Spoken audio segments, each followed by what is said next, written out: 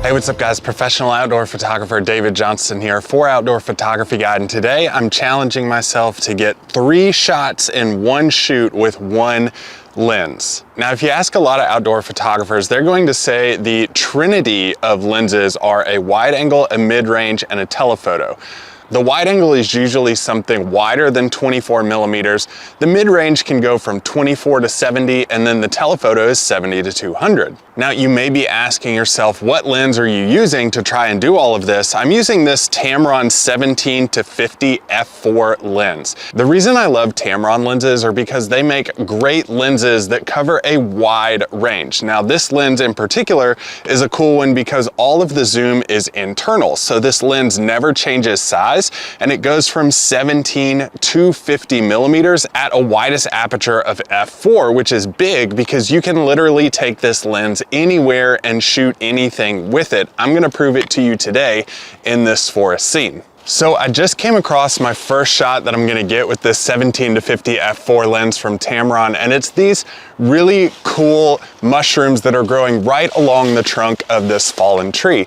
There's lots of colors and detail within these mushrooms that I'm gonna try to photograph in kind of a macro style. So to do that, what I'm gonna do is set this lens to either a 50 or 35 millimeter, probably going with 50 here to capture the macro style as best as possible. I like to save 35 millimeters for those scenes where I'm photographing straight at the ground, which we're gonna get to in just a second.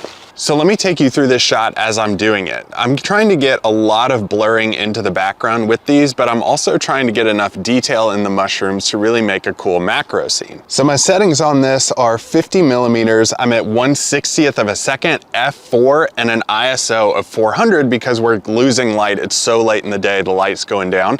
So I'm trying to maximize the light here. Now I want to shoot this at an angle because the more depth I have off into the distance, the more blurring I get into the back of the photo. And there we go. There's our shot, our macro scene for the day. Now let's move on to a small scene, also known as intimate scenes, and we'll walk through that one. So for our small scene, there are a lot of really interesting leaves and textures and colors down on the ground that are reflecting the nice soft light that's going off at sunset here. Now there's not a ton of cloud cover in the sky, so it doesn't look like we're gonna get a sunset, but we can work around that. I'll show you how to do that with the wide scene in just a minute. But for these small scenes and a lens like this that can cover 17 to 50 millimeters in one trip, I'm gonna set this to about 35 millimeters to get that classic photography look.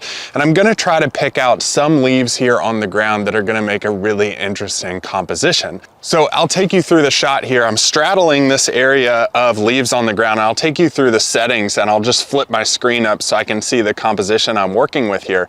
I'm at 35 millimeters, 1/60th of a second, f4, ISO 400. So I haven't changed any of the settings from the last scene, but the reason that it's not gonna create the depth like it did in the macro scene that we just shot is because I'm shooting straight on the ground, so we're dealing with a flat surface. So I'm not worried about any blurring in the back of the leaves.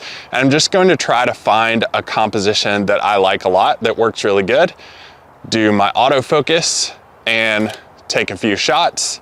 This one looks pretty good. I might try and rotate my camera just a little bit, but I had to straddle this because there's not much room on the ground, but here's the shot we came up with.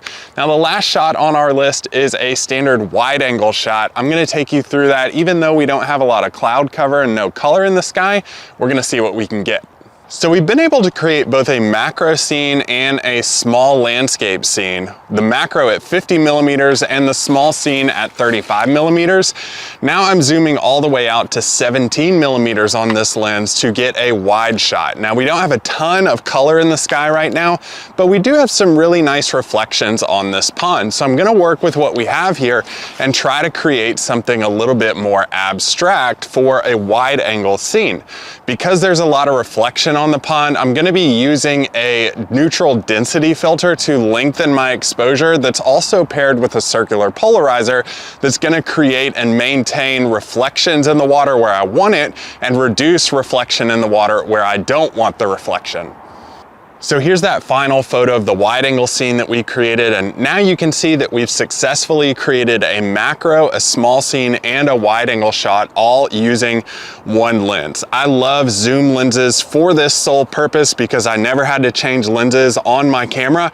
I use this Tamron 17-50 f4 lens the entire time, and it created amazing photos.